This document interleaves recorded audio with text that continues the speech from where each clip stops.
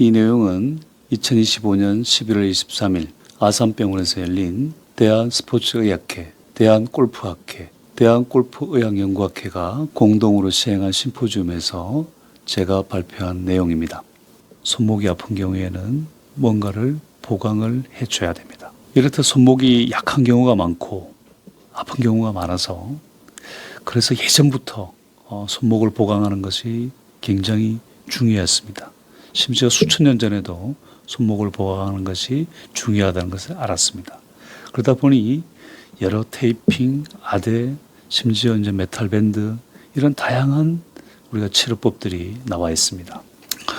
수술법도 다양하게 보기만 봐도 굉장히 무서워 보이는 이러한 수술법들도 발달이 되었고요. 저희가 테이핑, 일반 밴드, 피코밴드, 금속류, 수술 이 5가지를 비교를 해보았습니다. 피가 통하는가? 테이핑 일반 밴드로는 피가 통하지 않습니다. 피코밴드와 금속류 수술은 피가 통하게 됩니다. 일반적인 아대의 뻑뻑함은 이게 작용이 아니고 부작용입니다. 어떤 사람들은 꽉 조아주는 것을 좋다고 생각을 하는데 꽉 조아주게 되면 당연한 얘기지만 손에 피가 통하지 않습니다. 피가 통하지 않으면 손 안에 있는 우리가 내재근이라 그러죠. 손 안에 있는 내재근에 피가 통하지 않아서 떨림이 생기게 되고 제대로 된 작동을 할 수가 없습니다. 그래서 손의 내재근은 우리가 미세한 활동을 하게 되는데 이러한 미세한 동작에 영향을 미칠 수밖에 없습니다.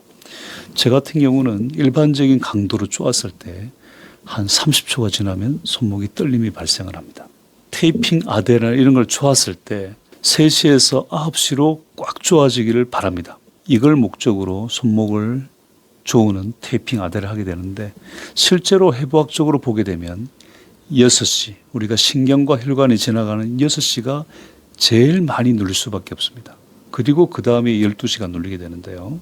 따라서 6시와 12시를 누르지 않는 피코밴드의 원리가 굉장히 중요한 겁니다. 그 다음으로 강도 조절이 가능한가? 테이핑, 일반 밴드, 피코밴드는 강도 조절이 가능합니다.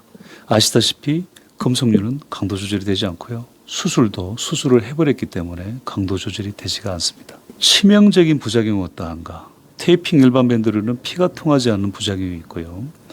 금속류는 아시다시피 거의 부작용이 없습니다. 효과도 없지만 수술은 잘못하면 선수 생명까지 영향을 미칠 수 있는 좀 심각한 부작용을 발생시킬 수 있습니다.